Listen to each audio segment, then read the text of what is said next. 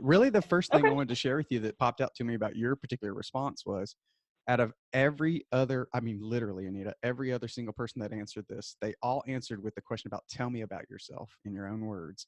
Their first Uh-huh. answer was specific to their profession, but yours was that you're a wife and a mother. That was the first thing you said. Wife, mother, driven hospitality pro who loves to grow people and develop deeper relationships. Your first answer Yeah. was not about your career, it was about your personal life. And Yeah. I find that very interesting when I'm talking to people, because usually their professional life seems to define so many of us. Now, I don't mean to draw a line, but I am noticing with men it's a little bit more like professional always pops It out is. first. If you think about this Yeah, idea it of is. what do you Yeah. do or who are you, all of a sudden Right. profession pops out. So for you, Right. wife and mother came out first. So I, You know and what? I think that's probably because I live in a space, Jonathan, where if I'm going to be really, really good at what I do, I have to be authentic and I have to be vulnerable pretty much all the time. It's interesting. not something that I can turn off and turn on. Um, And so why I is that? I think mean, how did you get to that decision? Because a lot of people won't um, admit that. because I chose to be in a messy, people centric um, business. I chose to have uncomfortable conversations with people and take feedback on a daily basis and wake up and try to figure out how to inspire people and how to take line level people and sort of come alongside and say, let me show you a dream and hopefully it'll work for you. And if it doesn't work for you, let's you and I, kind of partner up on what we can do in the meantime. Like, I don't see it as selling hotel rooms. I see it as growing people. Mm, So if I'm not willing to be authentic and vulnerable, then they're not going to be. So fantastic. See, I think we're done yeah. already. That was all I needed to No. hear. It was an amazing answer. Well, I So, mean, that's my job. I mean, it's my career, it's my life's calling. And so I think at a certain point, it stops being a job, it becomes a calling. mm, And the why for me is the wife mother piece, right? So I do what I do and I do it the best I can in so that order I to can be take a care really of my great family. wife and mother. Yes. Okay. Absolutely. Absolutely. Yeah. Has it It's always a been piece this of view for you, or did this come over time? You know what? I think in the first few years of my career, I allowed people or circumstances to kind of tell me who I was going to be. This is sort of a secondary career for me. So I stumbled into hospitality through What was, accounting. okay. Um, I was really good at that work, by the way, really good at accounting work. Did it for 12 years, did it for a hotel, understand the surety of accounting, loved the black and white of it, great at problem solving in that space. And I found it to be the most draining work I'd ever done at the Mm, end. And so I think I fell in love with the business and the stickiness of the business and the constant changing of the hats. And so for me, no, I wasn't always good at this. It was probably about 3 years into my career. I took over my first GM role, and you'll appreciate this because from a financial standpoint, you'll get this in so many ways. But I took over my career in May of '08. By okay. December of '08, I was having to make some really difficult decisions. And I can remember sitting at my desk in downtown and like being just, I don't know what the word is, but just being overwhelmed by the idea that I could only give line level people 2 shifts a week because we were in the middle of a recession and I Mm, couldn't feed my people. And so I think that's when I learned really quickly that if I was going to be good at this work, I better be authentic. I better be vulnerable. I better be the kind of leader that people would follow through the storm. And so I had to. It was either that or get out.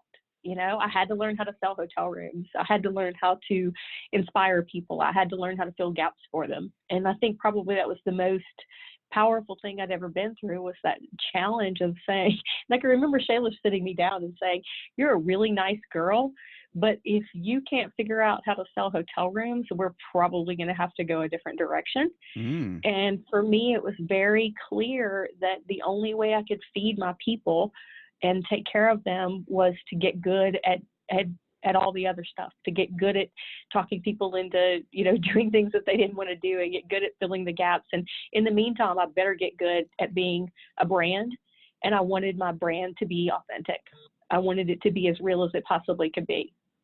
So was it mentors? Was it education? Was it exposure? What sort of is just truly It looking was at not. It was inside? really, it was do or die. I mean, it was, and that's weird for me to say, but no, I mean, as far as education, I've always felt a little bit at a disadvantage. I didn't finish my college education, so I didn't have the tools in my toolbox that other people had.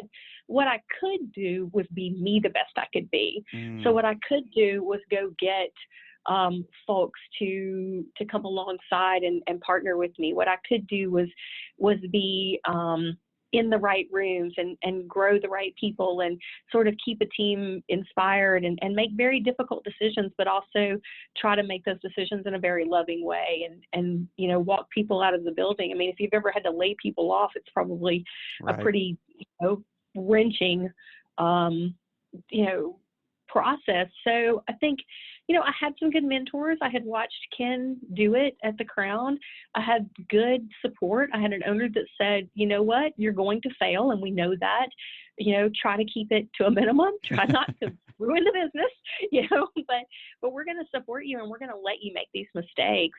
But here's what we see in you, and here's how we think you're going to be successful. And so I honestly credit my dad with a lot of it, Jonathan, because I watched my dad work. My dad was in the Air Force for 25 years. He was also in the ministry for 25 years. So laughingly, I always say, you don't call in to the Air Force or to Jesus, right? So Right. my dad had this incredible work ethic. And so what could I do? I was at a disadvantage as far as relationships. I was at a disadvantage as far as tools in the toolbox. I wasn't the smartest cookie in the room. But what I could do was work really hard. Hustle. What Got I it. could do was be authentic. What I could do was raise my hand and say, what if we did it this way? What I could do is open up my mind to saying, well, we've always kind of done it that way, but why can't we think about it this way instead? And so to challenge myself, you just do in those moments, your path's going to turn one way or the other. You've got to figure it out. Right. What I didn't do was sit around and overthink it.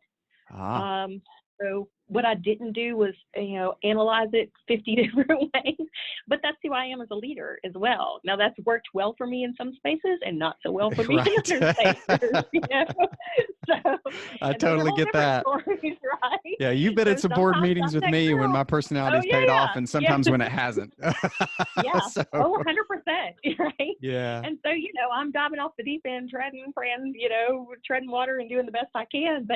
But I've always done everything with enthusiasm, and I've always done everything with a vulnerable heart and a heart that cares for people. And so I think that shines through. And so I think that, I was kind of a combination of watching my father do that, and my father teaching me that, raise your hand, do more, be who you are and be the best that you can be. And so when push came to shove, it was just time to do that. How cool. And I was blessed to have that opportunity. What a great story. Thanks for sharing it. I'm looking That's at the awesome. next question, and I now see the tie-in, but at the time I thought, what? So the next question was, what did you want to be professionally when you were a kid? And you said a psychologist, which you basically are. Do you, I mean, do. Run us through that. I mean, do you remember as a kid wanting to do that, and why? You know what? I wanted to do it because I had a really cool aunt that lived out in Denver, Colorado, and she was a psych major. She had gone to UT. I admired her a lot. I thought she was incredible. She was just one of the most caring human beings I'd ever met. So in my mind, I wanted to do something that allowed me to make life better for people. And so I really felt like, that would be a way. I think we live in a hurting world.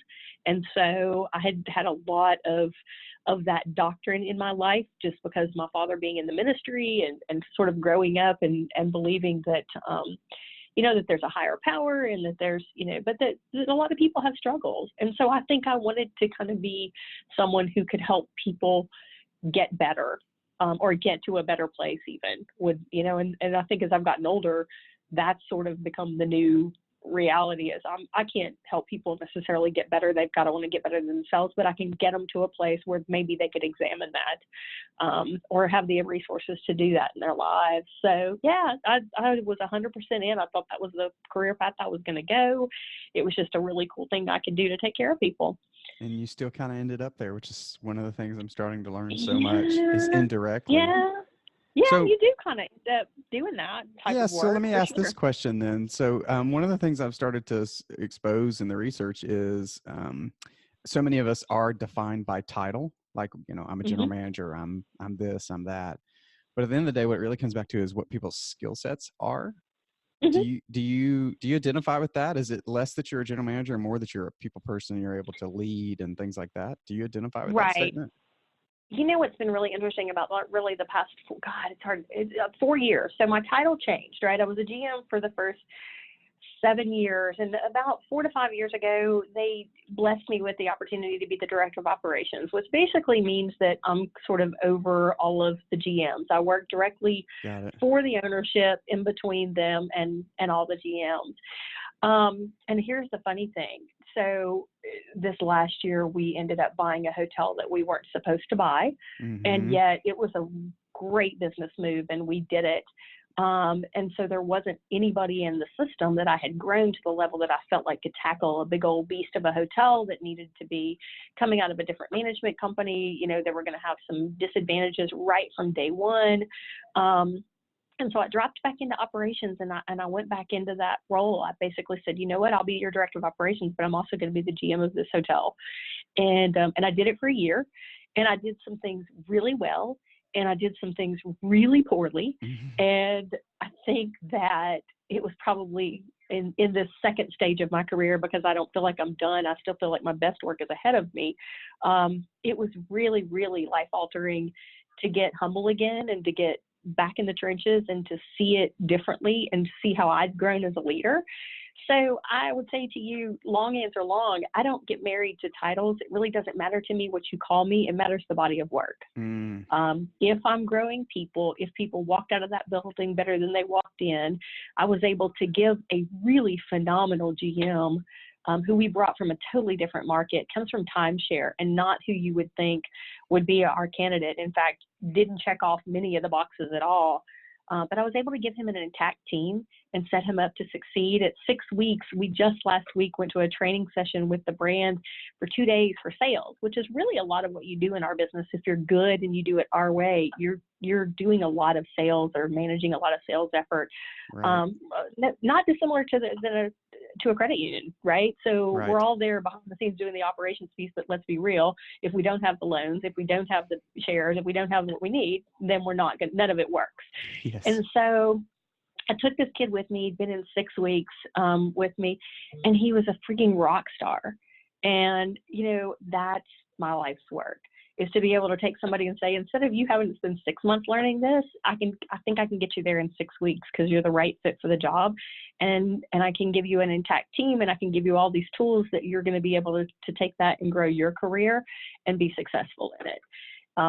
So I don't care about titles. I honestly don't care what I do during the day, as long as it's moving the company forward. Mm-hmm. As a single corporate employee of this hotel family, I have to switch hats probably 30 times in a day, and then stay in a big picture, and then drop back down into operations, and then know when it's time to tap out and not muddy people's waters. And so, yeah, I think that's just come from true servant leadership, and from saying, I'll go fill the gaps and I'll go alongside people. And I find myself asking a whole lot more in my career these days, what do you need from me? How do I help you grow?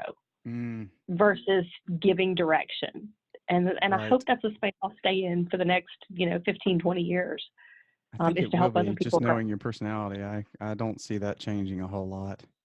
I hope not, because I used to be the other girl. And I think in the beginning of your career, you hold it tight and you're scared and you don't know what you don't know. And so you want to prove, and you want to be the smartest kid in the room, because that's how you feel good about yourself. Right. I am in a space now to where I don't, if I'm the smartest kid in the room, I'm looking for another room. And Something's not that is right. truly my whole career goal is to go, you know what?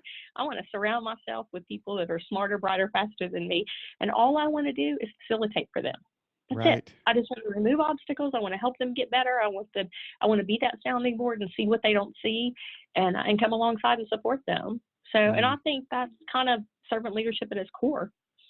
So work that feels authentic to you. That's very cool. So another thing I'm very curious about with these answers, Anita. So I didn't know this. So do you work for yourself or someone else? And I gave people the option. It was sort of myself, someone else, or, you know, I'm like you, Jonathan. I kind of work for somebody else, but I do my own thing too. Tell me about this if you're willing to open up about the side business. What's going on there? Well, you know what? I think deep down inside there's a scared little entrepreneur there. I think she's not in a space yet where her, you know, where her career can sustain that. I haven't yet figured out how to be a servant leader and serve myself. I'm a phenomenal servant leader for somebody else, but I don't. Sort of my needs don't make it to the top of the pile yet. But here's the funny thing about this conversation. In the last really 6 months, but more so in the last 90 days, I've been approached 3 or 4 times by people to consult. And, you know, I'd had a really good conversation with a friend of mine who owns his own ad agency, and he's kind of crazy, but he's sort of my kind of crazy. And I said, you know, what does it mean to be a consultant? And he said, you have to love something and be passionate enough to help teach it to others. And I thought, oh, wait a minute, that's a pretty simple explanation of that. So all of a sudden, my mind is sort of saying, okay, you know, if then, right? So I've still got kids in school, so I'm not ready, and I'm the breadwinner, and I will share that with you, you know, because we're friends, but I'm the main breadwinner in my family. I've always been blessed to be successful in my career. So I can't tap out quite yet. I still need the base of, you know, being able to put the kids through school and being able to get, you know, what they need. And I have a phenomenal partner who I love dearly, but he's just not career driven. He's more family driven. He's more, you know, experiential driven. He's a wonderful man, but I am driven by work. And so I think where I am now is there's this kind of, I don't know how to say, but there's this sort of conversation around, like, I've started twice a little jewelry business, and I get into it and I'm like, oh, I don't have time for this because the hotel comes first and I really can't do both of these, and one has to sacrifice, and so I'm going to sacrifice this one for this one. It's still really fun to me to sell at that level. It's still really fun to me to get in rooms that I've not gotten in. And so I'm the person that shows up and there's 2,000 people, and I quickly count off the 50 that I know, and I'm looking for the other ones. Right? I'm looking to see all the people. Who don't I know that I should know? Yeah, why don't I know that person, and what's their story, and wonder how we're connected, because we're definitely connected somehow in Knoxville, trust me. You know, so I think there's still a salesperson inside of me. I think there's probably a business development person inside of me. I think there might be a good chief of staff, you know, and I think that all of that rolls up under that entrepreneurial side. Is it more you're planning for the long run? Because you just said right now, so I'm wondering if that's what it is. Is this more, yes, this is I your think move it in is. the long run? It's moving. Yes, I think it'll move to that direction. And I also can see a space to where I could still work for Shalish and still do consulting on the side. What's so funny about the family that I work for is the dad, the first generation Indian owner that came here, he still sells Amway on the side. He's like 80 something years old, right? He loves a good side hustle, because I think it makes you be good at something else. And so I think there would be a space where he would support me if I still could take care of what I need to take care of. And do that on the side. However, the caveat is right now I've got the 2 third generation owners back in the business. So basically my new bosses are 27 and 29, and they're hungry and they're growing and they want to build 5 more hotels. And as the single person that they trust to kind of be in that space, now's not the time for me to tap out. It would really be difficult for my people if I were to tap out, because they don't know what we do for a living, and yet they're phenomenal at development, and they're phenomenal at the pieces that they do. And so I'm that glue right now. So another 5 years, when we get a few more hotels under our belt, we've got a few more corporate people, probably. I think I could grow it to that space. But honestly, the consulting or the helping that I'm doing with people right now is just to help people. It's just to see, could I do something with that? If you weren't scratching that itch by working for someone else, do you think it would force you to look to maybe do something sooner for yourself so that you could scratch that itch of helping It people? would. It would. It absolutely would. But the risk and the reward are not. They're not there right They now. don't work for me. They're not there right now, because I'm risking my family Right. and their their careers and their livelihood and getting my kids into college, and then I'm risking the hotel family and being that single person that understands what a GM's life is like and what one owner wants and how to get things going. I think we're probably 3 to 5 years away from me being able to do that side piece of stuff. But in the meantime, I can do it for free and do it for people. And then not because I don't value myself. I totally value myself and my time way better than I used to, but I can still help people. I don't know yet that I'm ready to make that a full-time career.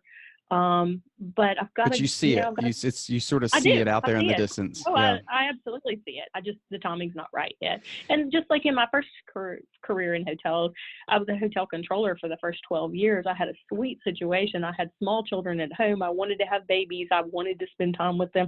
I was working a 30-hour work week at best and still getting to learn because I was good at what I did. So that fits who I was then. This fits who I am now. And I think there's still another me that in about 3 to 5 years, she'll need different things and she'll have a different drive and a different determination. There's something exhilarating about thinking about getting up and working for yourself, not just the freedom, because I have a ton of freedom in my job. Well, you It's talked about just that that actually. You said that was your second I biggest do. motivator was your flexibility. Yeah, I have Yeah. tons of flexibility. I work in a 24-hour business. There's no time it's off.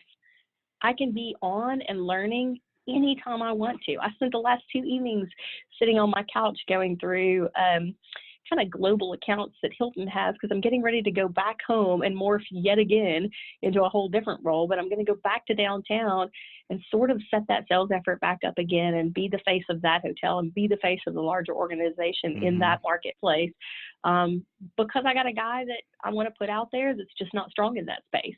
Right. And it works for everybody in the company if all roads for sales lead through downtown, because that's the best property that we have.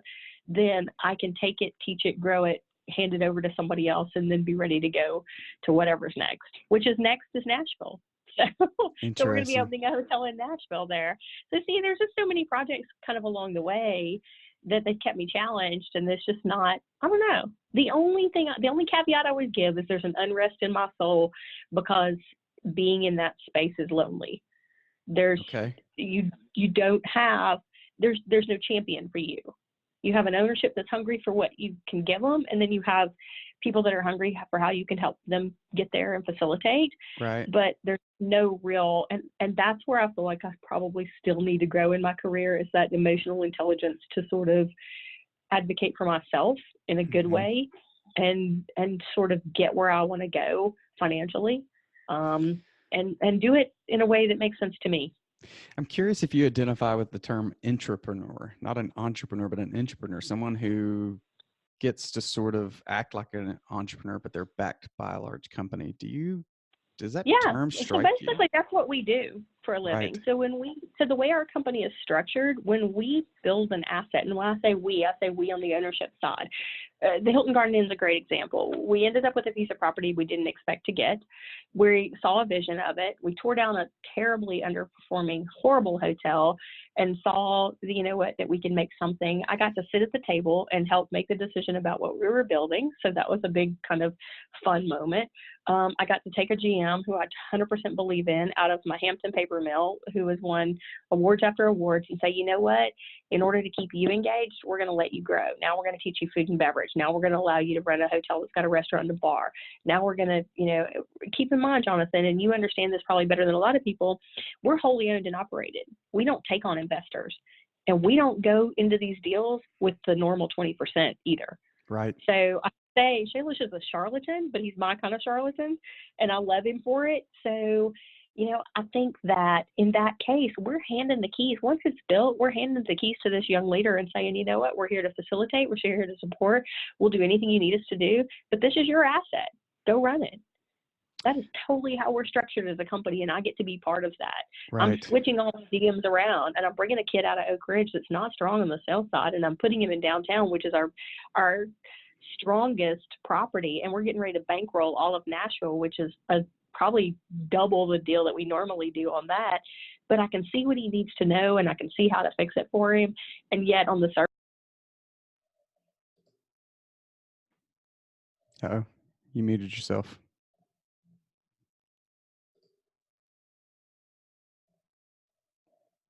Think you bumped your mute button.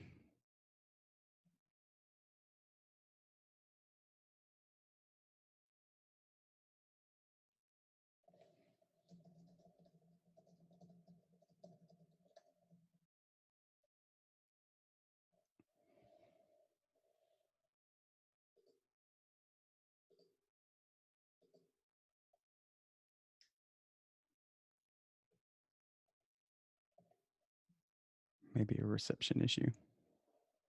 Give you another second.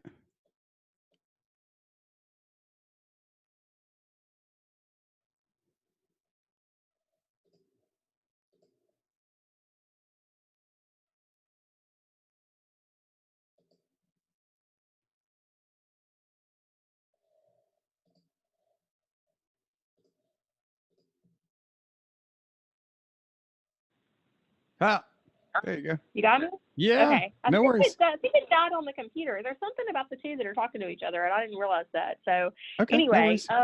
This is good stuff. but yeah. So basically, that's what we do. We run that whole business model of we're gonna carry the mortgage for it. We're gonna carry the second mortgage if it needs a renovation, but we're gonna trust you with this asset. So we have a lot of those people working in our company, and that's beautiful because we want people to have that level of buy-in. When you get the right people. Well, that's the tricky part. Yeah. I had to come down to paper mill and fire somebody 6 weeks in that looked really good on paper, that had been vetted out. We vetted out 25 candidates, and he was really, really supposed to be the right guy. And I could tell 2 days in that he wasn't Just going to be couldn't the do right it. guy. Nah, that's scary. Yeah. But you know what? If you get good at what you're good at, then you can see it pretty quickly and make the Sure. changes.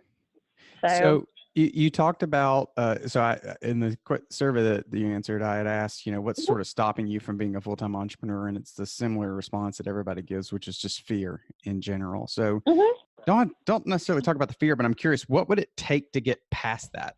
What if that fear exists, whatever that is, what would it take to get past that you would be willing to go full-time entrepreneur? Where are you? What happens to get you past that? So Is I it would time? say You talked about time. Yeah, a little bit. I think it's timing. I think I don't not see myself as an entrepreneur. Okay.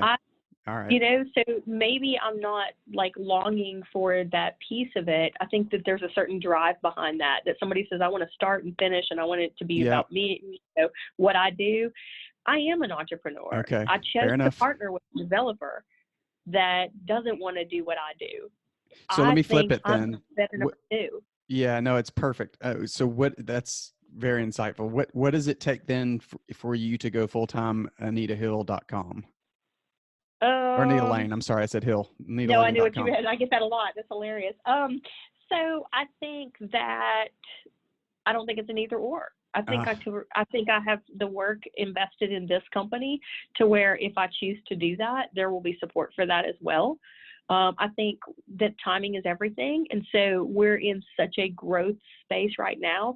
And because we're wholly owned and operated, we're a little cash poor and they're a little nervous. And so now is not the time for me to do that. But I would say maybe second, third quarter of next year, and I've already had some conversation with Shalish about this, like what does it look like if I were to get it right and be able to consult on the side?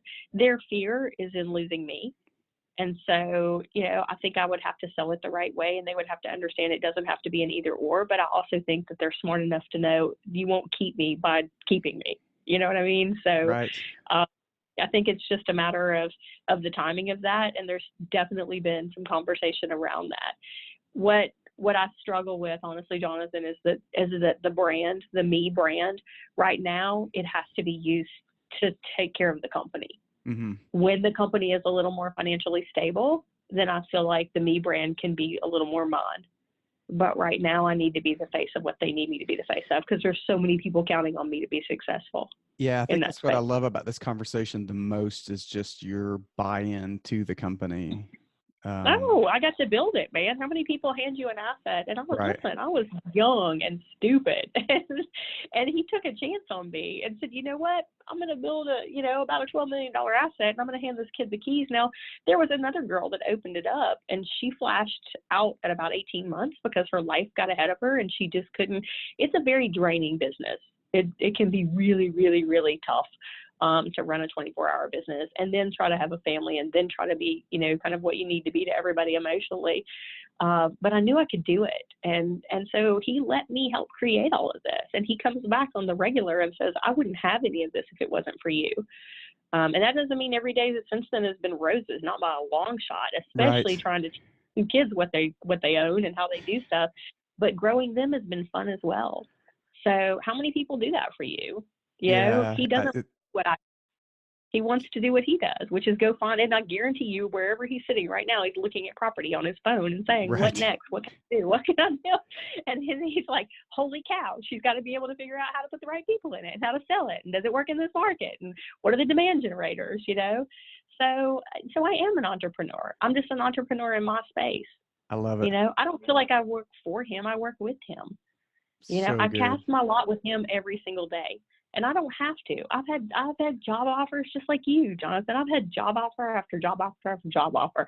Do sales, you'll make 3 times the money. Do business development, you'll love it. You know what I love? I love the combination of what I do. Mm-hmm. And it's a unique combination of being an entrepreneur, but being it with the backing of somebody who says, I want to develop. I need an entrepreneurial mindset. And by the way, can you teach it to other people? And can you grow it to the next level? To where that second and third and fourth generation behind that feels exactly the same way. So Amazing. I'm lucky. Yeah, Amazing. I'm blessed. That was a mic drop moment, Anita. Whatever. That was a mic drop moment. It was gold. Whatever. So gold. Well, I like what I do, man. Clearly. So I'm blessed.